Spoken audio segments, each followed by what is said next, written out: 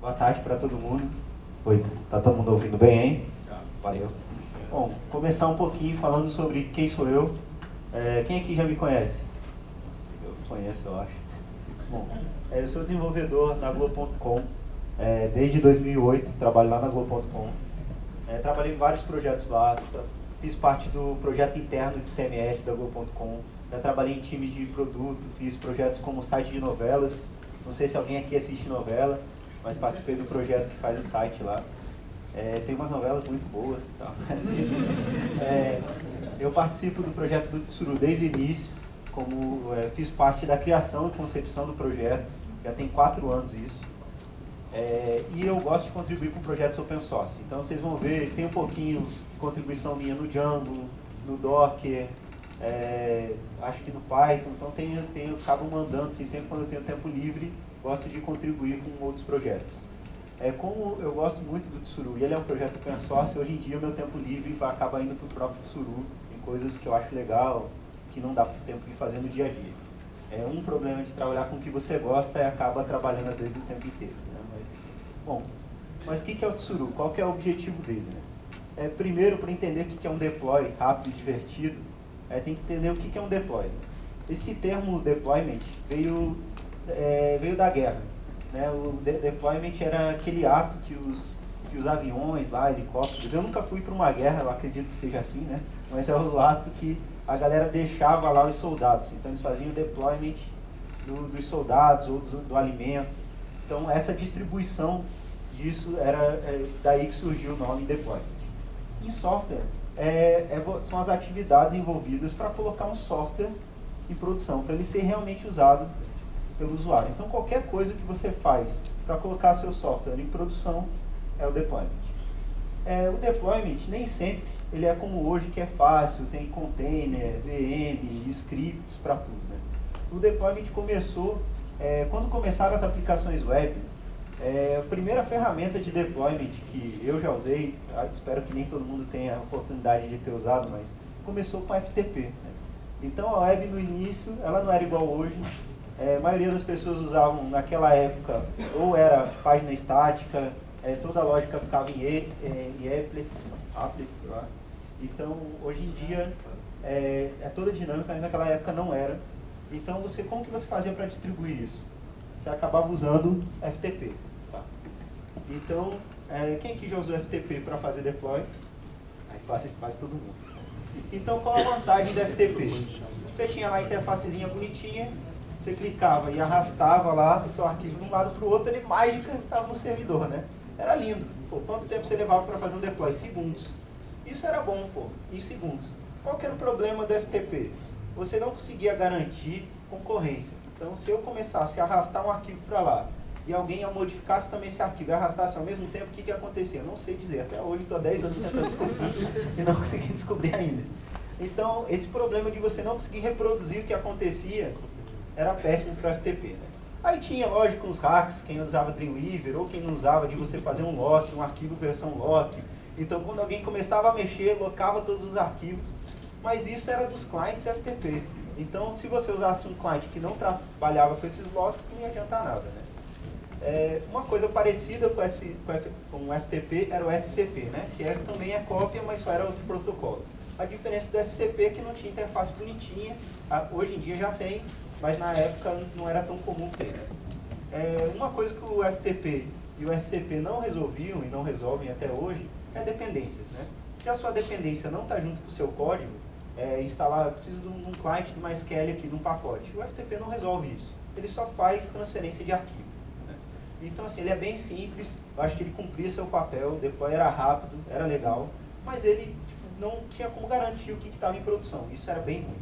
Então, a segunda fase que eu chamo dessa timeline do deploy são os comandos SCH. Então, para resolver isso, as pessoas ainda usavam SCP, FTP para transferência. Mas o deploy era um arquivo bash, lá com vários comandozinhos. Você pode trocar esse arquivo bash por Fabric, Capistrano, que é a mesma essência, tá? Então era um monte de scripts, uma linguagem de programação, que ela abria a conexão com o servidor, instalava as coisas no servidor e mandava o código. Isso é um pouco mais moderno isso. Python tem o Fabric, Ruby tem o Capistrano, que é bem famoso, mas ainda tem alguns problemas novos agora. Você consegue instalar dependência, beleza, mas você ainda não garante que é reproduzível, que está ok. Por quê? Porque tem o controle de dependência ele é mais complicado do que parece. Então, se você manda instalar um pacote Rails, dependendo da forma com que você informa isso, dependendo do servidor, vai se comportar de forma diferente. Dependendo do dia que você fala da instalação do Rails, vai funcionar. Dependendo da latência da sua rede, vai ou não vai funcionar. Outro problema é reusar esses scripts. Né? O script acaba sendo tão simples que a cada projeto novo você acaba criando um outro set de scripts novos. Então isso era meio ruim. E daí, para tentar resolver isso, vem a configuração, o controle de configuração do servidor. Que aí entra a classe do Chef, Puppet, Ansible, SaltStack, que ele é um pouco mais avançado. Você agrupa os servidores por responsabilidade. Então você cria, por exemplo, uma classe que é Nginx Server, você cria uma classe que é MySQL Server, e daí você cria o seu nó e fala, ó, meu nó ele é ao mesmo tempo um Nginx Server e um MySQL Server. E daí ele vai garantir os comportamentos daquele servidor. Isso é legal, mas acaba ficando complexo de manter. Outro problema já era complicado manter tudo isso, mas quando começou Cloud Computing, a gente parar de usar um servidor físico e usar 40 servidores virtuais, veio outro problema. Todos esses casos, eu tenho que rodar esse deploy em todos os servidores. Então, eu rodar um Puppet em um servidor é tranquilo. Eu fazer o FTP para um lugar é tranquilo. Mas eu fazer isso para 40 servidores é insano. Né? Como você vai controlar o que foi, o que não foi, qual está ok, controlar o estado de todo mundo. Então, dado esse cenário caótico que acontecia na Globo.com uns 4 anos atrás, eu acho que ninguém passou por isso, ainda bem, mas na Globo.com era meio comum esse cenário, a gente começou a pensar numa forma de simplificar isso. Né? Naquela época, demorava mais ou menos o deploy umas 2 semanas para um código estar em produção. Então, se eu fazia o código hoje, daqui 2 semanas só ele entrar em produção. Isso para a Globo.com era muito ruim, né? O timing das coisas são importantes. Então, tinha um projeto que eu lembro até hoje que ele estava feito, a galera fez um hack day, levou 3 dias no hack day. Aí, colocar em produção do projeto levou meses, porque não tinha servidor, tinha que comprar servidor, daí tinha que fazer o Puppet para aquele servidor. Como é que pode colocar um produto em produção levar muitas vezes mais do que a construção do projeto? Então, pensando nisso, a gente criou uma equipe, a equipe que a gente tem hoje do Tsuru. E qual que era o objetivo do Tsuru? Tornar os deploys mais simples e rápidos, abstrair toda essa complexidade de desenvolvedores. Tá? Então, quais são as vantagens do Tsuru? Algumas das vantagens dele. Você pode usar a sua linguagem Go, não é favorita não. Aqui no evento, pelo menos, você tem que escolher. Estou brincando, pode escolher o que vocês quiserem, mas Go vai ser melhor. O deploy do Tsuru, ele é simples e rápido, a gente vai ver o que é ser simples e rápido. O Tsuru distribui os recursos dentro dos seus servidores da cloud de forma inteligente. Então você não vai ter, por exemplo, um servidor com Nginx com 40 cores sem ter nenhum acesso, ele distribui melhor os recursos. Tá? E o Tsuru é resiliente, ele ajuda a sua aplicação a não ficar fora do ar. Eu vou mostrar também isso daí passo a passo. Bom, começando com o deploy. Então, no Tsuru, o que a gente fez? A gente começou a abstrair coisas comuns dos desenvolvedores, criar padrão. Então, por exemplo, transferir o código para a produção, qualquer linguagem eu faço isso, seja Ruby, Node, PHP, Python, eu tenho meu código, vou colocar ele em produção. Então, hoje a gente tem um comando que se chama app-deploy, passa o nome da minha app, e nesse caso eu estou mandando uma imagem Docker. Esse comando aqui funciona, vai fazer o deploy do Grafana. O Grafana é um dashboard que mostra métricas. Não sei se todo mundo aqui conhece. Então, com esse comando eu tenho o deploy do Grafana em produção. É simples assim usar o Tsuru. Mas se eu quiser, por exemplo, escalar uma aplicação, escalar a aplicação também é algo comum. Mesmo eu usando o Puppet, por exemplo, ou Fabric, eu teria que ter uma máquina nova, ir lá e registrar ela, sei lá, se eu uso o Puppet de master, eu teria que colocar no master e tal. Se eu quiser ter uma unidade nova com o Tsuru, eu uso o comando, por exemplo, caso eu quis colocar 2 unidades logo para não ter discussão. Então eu coloco o Unity Add 2, o nome da minha app, ele já escala mais 2 unidades de processamento. Tá? Alta disponibilidade. Lá na Globo.com, uma das coisas que a gente se preocupa muito é deixar a aplicação sempre funcionando. Então, normalmente os PAS, as ferramentas que simplificam para o desenvolvedor, elas focam muito no desenvolvedor mas esquece de deixar a aplicação maneira em produção. Vou dar um exemplo, o Heroku.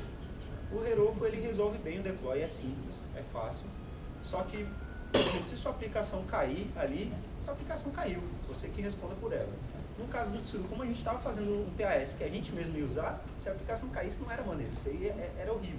Então a gente acabou fazendo algumas ferramentas, por exemplo, o Tsuru ele detecta que uma unidade ficou fora, dependendo da forma que ela ficar fora. E se o vermelhinho aqui está fora, tá? E se ela ficar fora, o Tsuru ele vai subir uma unidade idêntica a ela, porque todas as unidades são idênticas. Quando tiver ok, funcionando, respondendo, ele apaga a antiga, substitui.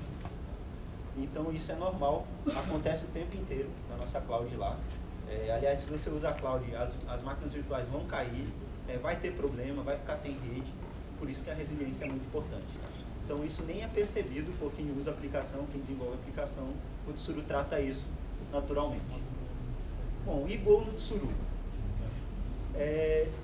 A gente está aqui no evento de Go, então como seria subir uma aplicação Go no Tsuru? Eu tenho um exemplo aqui, um código em Go bem simples, é uma API HTTP. No caso ali, nesse caso eu tenho um handler respondendo hello gophers, tá? E aqui servindo, né? É bem simples. Para criar uma aplicação do Tsuru, eu uso o comando app create e o segundo passo eu passo a plataforma ali, que é o nome da app e a plataforma, que é Go. Se eu usasse PHP, ia colocar PHP. Se usasse Python, ia colocar Python, ainda bem que eu estou usando Go aqui. E faço o deploy igual eu mostrei no comando anterior. Aquele ponto ali é que eu estou mandando o diretório local. Tá?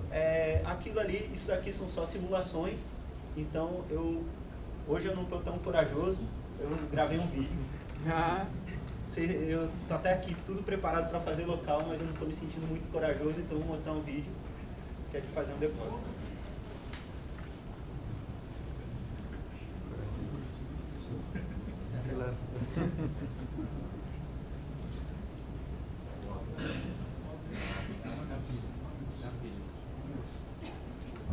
Oi, bom, assim não preciso gritar. Bom, então aqui o que aconteceu?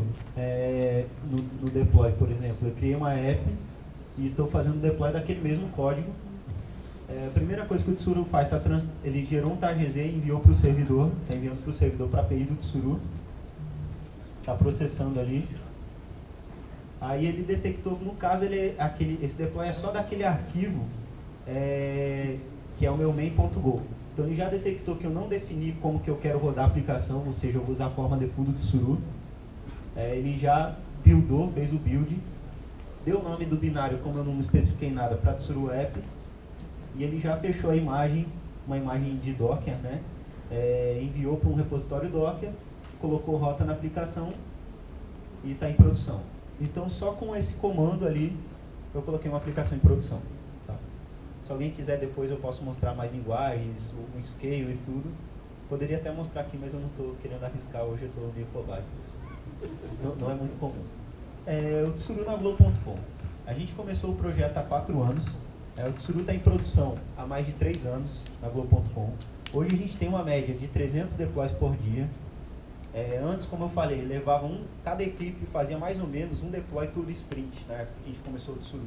No máximo, assim, se a galera fosse muito corajosa, era 2 deploys por sprint. O sprint durava umas 2 semanas. Então, hoje a gente tem mais ou menos 300 deploys por dia. Deve ter uns 17, 20 times. Então, e nem todos os times do Tsuru. Então, esse número ficou muito maior de deploys. O número de aplicações no Tsuru, a gente tem mais de 800 aplicações. Uma coisa que a gente, no início, a gente ficava pensando, será que é necessário usar um PAS?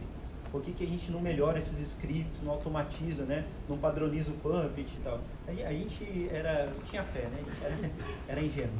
Mas é porque naquela época eram poucos projetos. Mas eram poucos projetos porque você não conseguia fazer deploy o tempo inteiro, porque era difícil.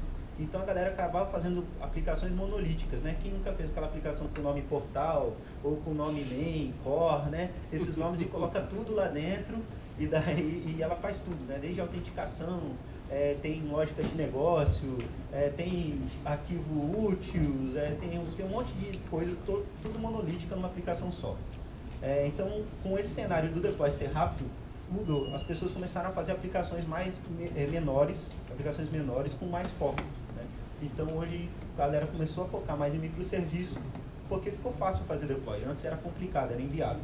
Então a gente tem mais de 800 aplicações e hoje tem em média 1.500 containers. Eu falo em média porque toda hora que ocorre deploy, morre containers e nasce containers, mas em produção mesmo fica estável mais ou menos mais de 1.500.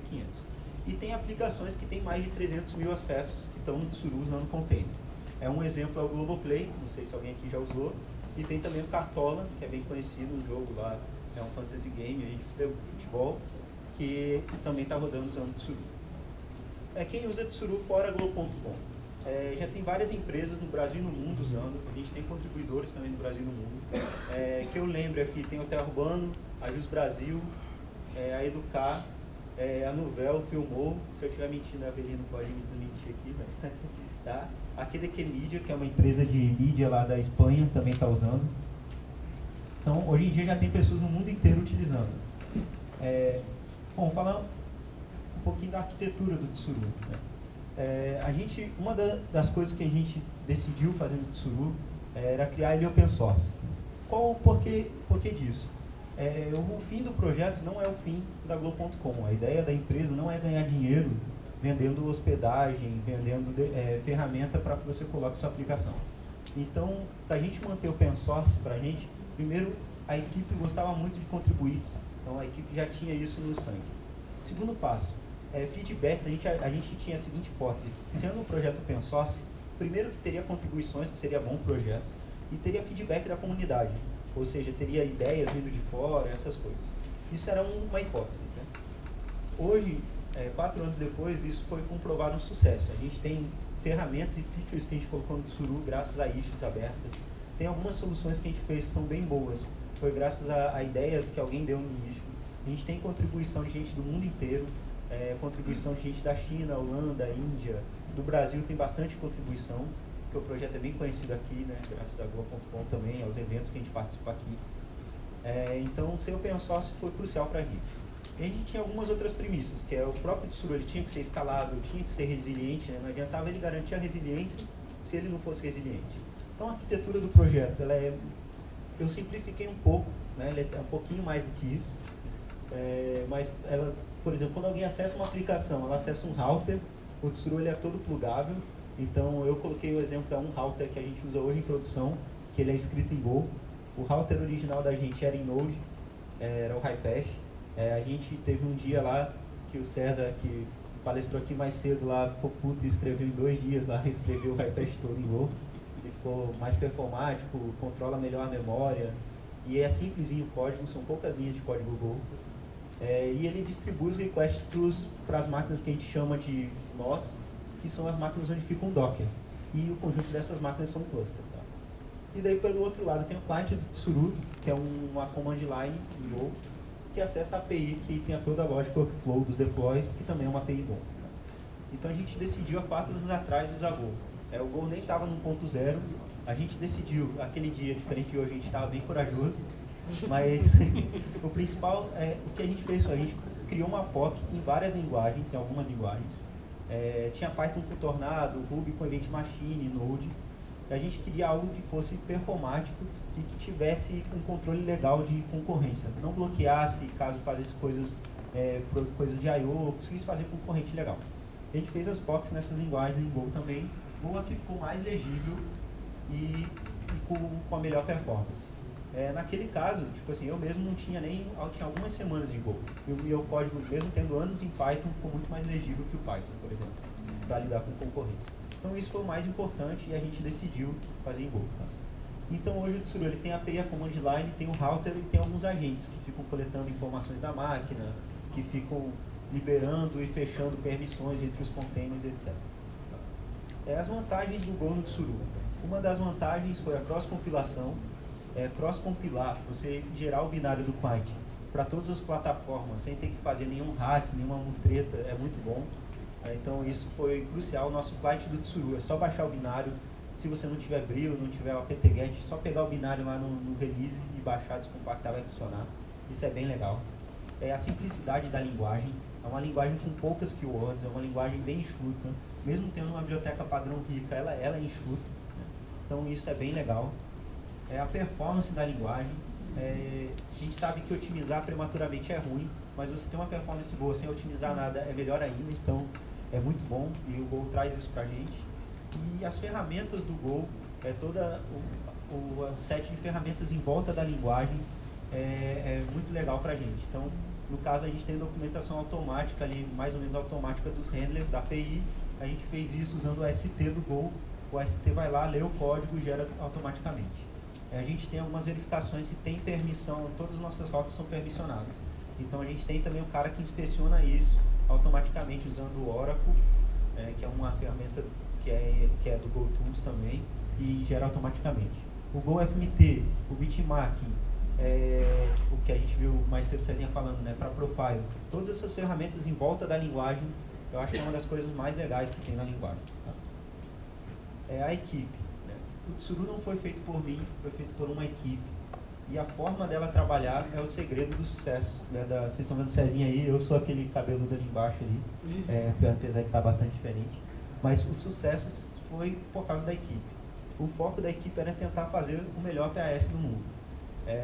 E com isso, sempre perto dos clientes, sempre ouvindo as pessoas, recebendo feedback da comunidade. A gente tem um Gitter, qualquer um pode chegar lá, dar sugestão no momento que quiser, abrir issue. A gente vai responder com o maior carinho e manter a equipe nessa vibe também, fez a própria equipe transcender e fazer uma ferramenta aí tão boa quanto é o Tsuru. O futuro do Tsuru. O Tsuru não é perfeito, né? Então tem algumas coisas ainda a serem feitas nele. Fazer o setup inicial de uma forma escalável, funcionando da cloud do Tsuru, ainda não é algo simples. Então está em desenvolvimento um comando chamado Tsuru install, que ele vai abstrair isso, usando Docker Machine, ele vai conseguir provisionar o próprio Tsuru em várias clouds. Já tem a versão atual do Tsuru, já tem uma versão experimental do Tsuru Install, você já pode sair daqui e testar isso. A gente criou com o tempo um provisioner de containers, que faz o scheduling dos containers, só que a equipe do Tsuru hoje, que é paga, né, patrocinada aí pela Go.com, são 8 pessoas. Isso a galera que desenvolve, mantém em produção com as mais de 800 aplicações, documenta, responde issue. Então a gente sabe que a gente ficar mantendo esse scheduler aí por muito tempo, ele vai evoluir muito devagar. Hoje já tem algumas ferramentas para orquestração de container, como Mesos, Kubernetes, o Docker Swarm. Então a nossa ideia é abstrair isso e suportar outros provisioners aí. Hoje a gente tem praticamente tudo no Tsuru, uma interface para poder ser extensível. Então a gente já começou a implementar um provisioner para Swarm. Ele já tá no master funcionando aí, a maioria dos comandos. Eu acredito que até o fim do ano a gente já tenha lançado uma release 1.2 com ele. E a ideia é suportar os outros, o Kubernetes, que é muito parecido, e o Mesos. Tá? A integração com File System e com rede que não é HTTP ainda é um problema. Então isso daí está para o futuro, talvez usar o Flocker, algumas ferramentas para resolver o File System. E o Layer 4 aí tem alguns routers, até o Luiz que vai palestrar sobre o Raft, está implementando um router para o Tsuru, que é Layer 4 em Go. Tá? Faz o Layer 4 que não precisa de nome, etc. Bom, o que eu queria falar é isso. Se alguém tiver alguma pergunta, e no final da palestra tem adesivos do Tsuru aí, quem quiser também, acho que é melhor no coffee, no break, me procurarem aí, eu entrego adesivo para vocês. Obrigado.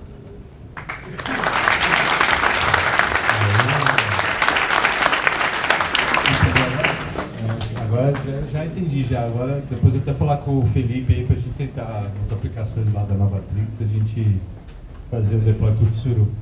E aí pessoal, tem uma pergunta lá?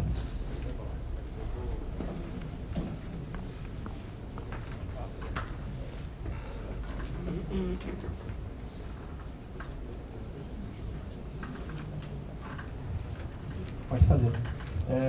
Hoje a versão 1.12 do Docker tem o form embutido já no daemon. Ele tem as features de service e tal. Tu declara um service lá, eu quero que tu rode tantas réplicas, eu consigo fazer rolling updates e tudo mais. Eu tenho usado esse cara em produção e, eu falo pro meu Swarm Master lá e, cara, deploy esse cara aqui, ele já registra no console e faz as paradas de Nexus automático, foda-se, qual máquina que ele tá. Qual que é a diferença hoje do... Ele também tem isso, tipo, caiu um container do service mesmo, pega e sobe ele, a escala e tudo mais. Qual que é a diferença do Tsuru para essas features novas do Docker? Tá. Esse provisioning de Swarm que a gente está fazendo, ele usa o Swarm Mode, então ele abstrai uma app do Tsuru, ele é um service, o número de réplicas são as unidades do Tsuru. O César até é um dos que está mais mexendo nisso, pode explicar melhor, mas qual a principal diferença eu acho que é o uso. Para você mexer com o Swarm, você tem que entender como o Swarm funciona. O Tsuru, na verdade, você pode focar no seu código, você não tem que entender como a infra funciona, não tem que entender de Swarm, não tem que entender de Docker. Tem algumas features do Tsuru que nenhum desses orquestradores tem, que é aumentar a cloud. Então, com o Tsuru você consegue provisionar máquinas para aumentar o seu cluster com um comando, que é Node-Add. Se você tiver integrado com a Amazon, ele vai criar uma VM na Amazon. Ele também tem a inteligência, se morrer uma máquina na Amazon, fazer o healing automático, por exemplo, da VM com todos os containers juntos. Então tem algumas inteligências que o Swarm em si não tem. Então, por exemplo, o Swarm só adiciona um node se já existir, não cria um novo. Exatamente, ele não cria um novo, ele só adiciona. Então tem algumas coisas de healing, de gerência, de operação que o Tsuru faz que esses caras não fazem. E eu acho que a integração com o router direto, com os serviços, é mais automático no Tsuru, mais para quem não precisa entender disso do que com o próprio Swarm, por exemplo. Então o Swarm, eu acho que é bom se alguém já está usando ele, eu acho que ele é muito bom. A ideia da gente ter ele como provisioning, a ideia é essa. Por exemplo, eu penso que no futuro seria legal se você colocasse o Tsuru com uma camada acima, usasse ele sem ter que fazer nada no seu Swarm pré-existente. E se você não gostar, tira o Tsuru e continua com o Swarm. Acho que essa é a ideia de ter ele abstraindo, tirar essa abstração do provisionamento dele. O legal do Tsuru é que hoje, se eu precisar colocar mais um node no Swarm, eu preciso rodar no meu test row, e tal, e falar para ele joinar aquele Swarm. E no Tsuru você não precisaria se preocupar com isso. Então, cara, faz um node. Isso. Mais alguma?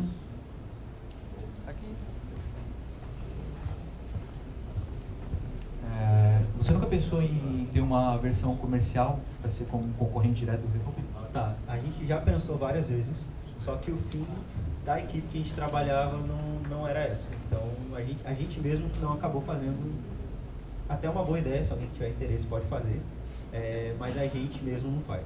Hoje tem uma empresa, a Rivendell, é a única que eu conheço, se tivesse outras a gente anunciaria sem problema, que ela faz hoje, ela dá treinamento em planta de Tsuru nas outras empresas. Mas alguém vendendo como se fosse um Heroku, essas coisas ainda não existe. A licença é permissiva a esse ponto? A licença, ela é BSD, então você pode fazer o que quiser. Você pode até pegar todo o código do Tsuru hoje, mudar para o seu nome e fazer o seu Tsuru. Lógico que não faz sentido você fazer isso, mas a licença permite. Justo, eu fiz exatamente isso. Ele falou que não faz sentido. Eu queria saber se você tem suporte para deploy Canary, deploy Blue Green, como você faz o fallback de aplicações. A gente tem hoje um Blue Green, que o que ele faz é só alterar rotas ou CNAMEs entre duas aplicações. Então você poderia subir uma aplicação que é o Blue, uma Green, ele é um comando que logicamente vai no router e Go e troca o endereço delas. Então hoje já é possível fazer eu vou liberar aqui, mas quem quiser conversar comigo depois do break, que eu estou ajudando aqui na organização, pode falar comigo. Eu vou estar aí também à noite, trocar uma ideia, ver o Tsuru aqui, tem um rodando aqui na minha máquina, tem também posso ligar numa cloud de verdade também e posso mostrar mais para vocês. Valeu, obrigado.